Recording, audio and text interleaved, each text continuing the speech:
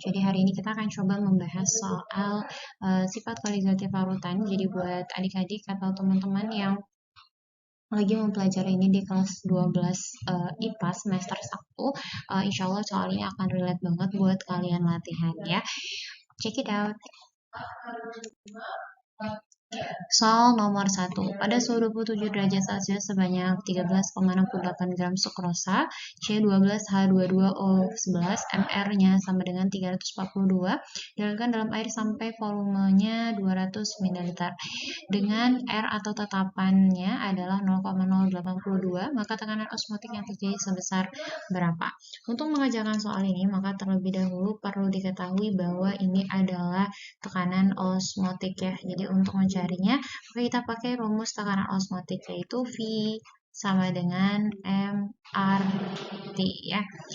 Untuk mencari nilai M atau molaritas, maka di sini kita akan pakai gram per mR dikalikan dengan 1000 per volume ya.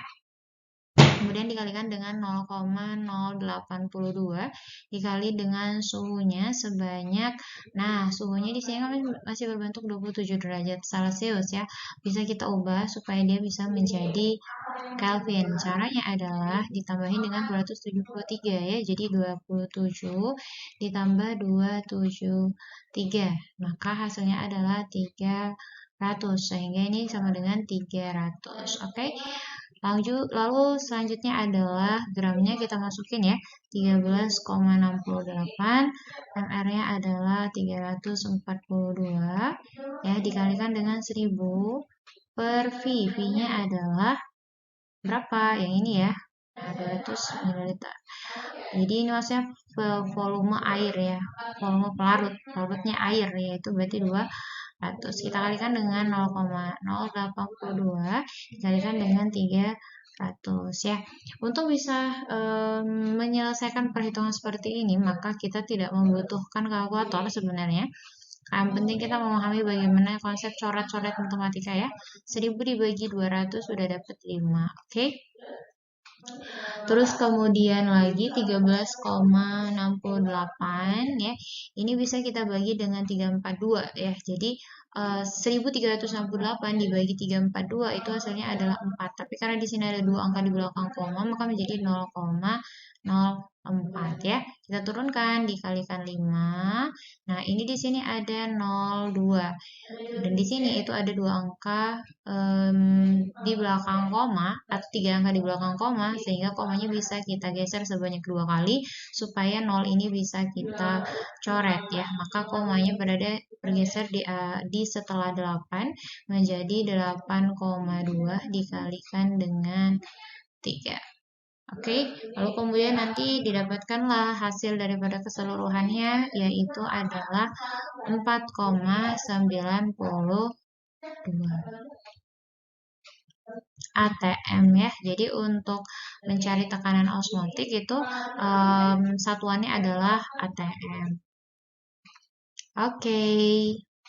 Selanjutnya nomor 2. Di soal nomor 2 ya, ada bunyi soalnya adalah ke dalam 200 gram air dilarutkan 17 gram senyawa non-elektrolit, larutan mendidih pada suhu 100,13 derajat Celcius.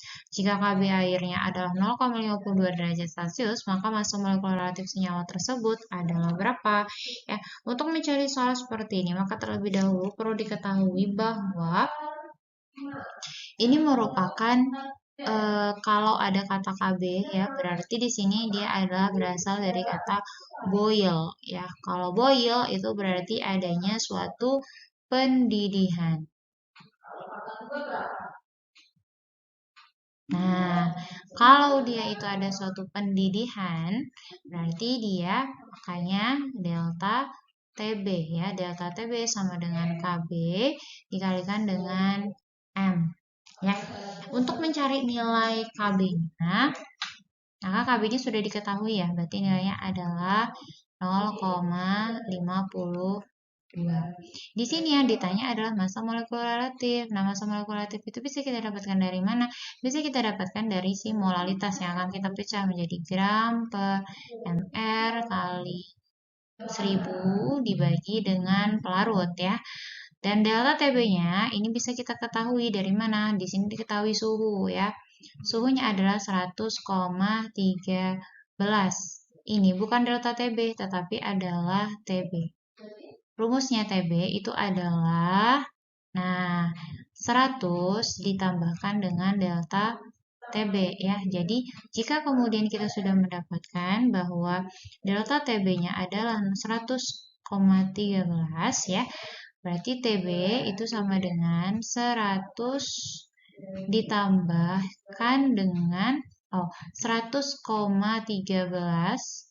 Oke. Ini kita hapus sedikit ya. Jadi 100,13-nya kan tadi adalah TB ya.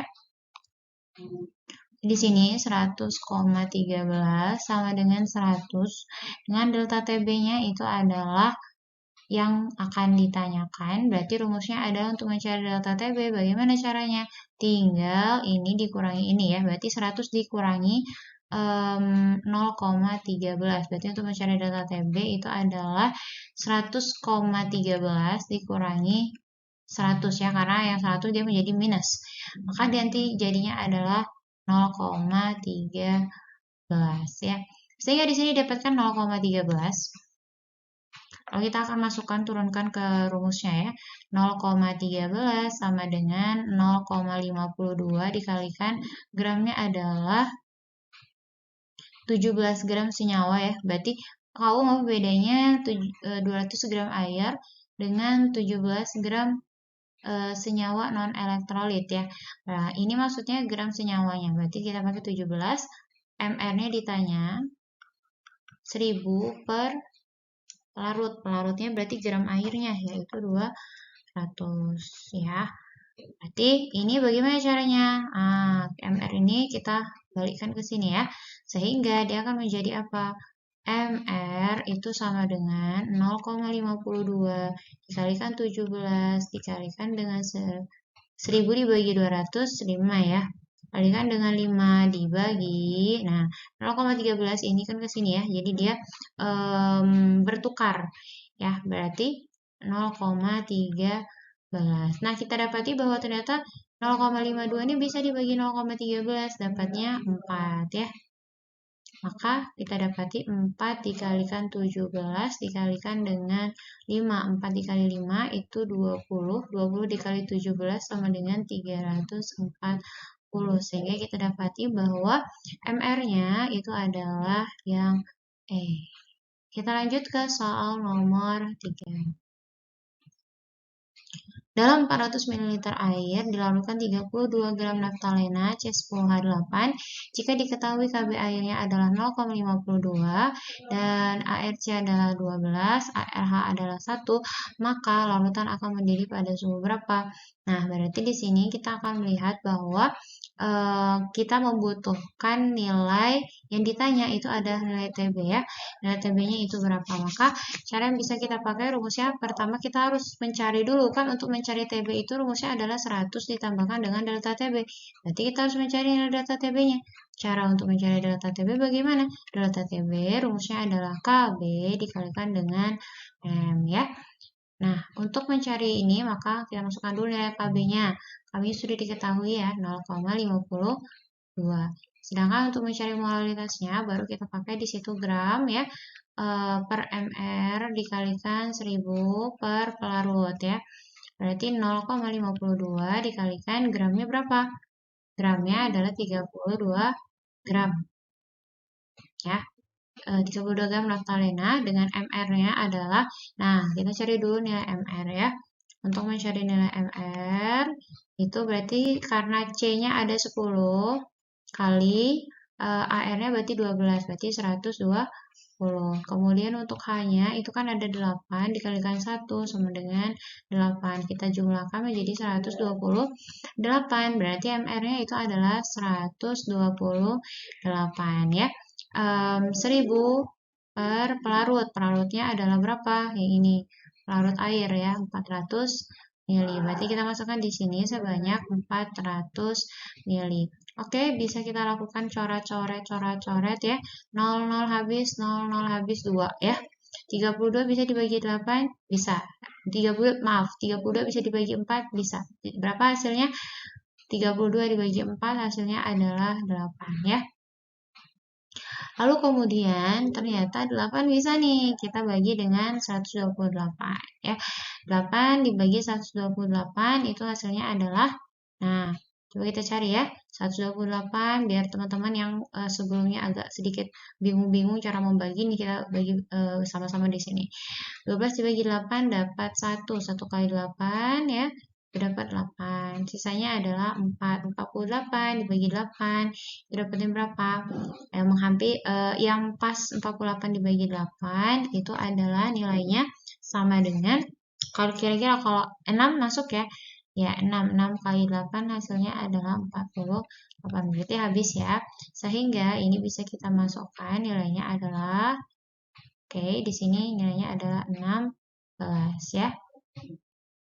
Maka kita dapati bahwa ini ada 10 nih masih ya. 10, ini bisa kita kali dengan koma yang ada di sini ya. Maka dia akan menjadi menggeser ke satu angka di belakang koma ya.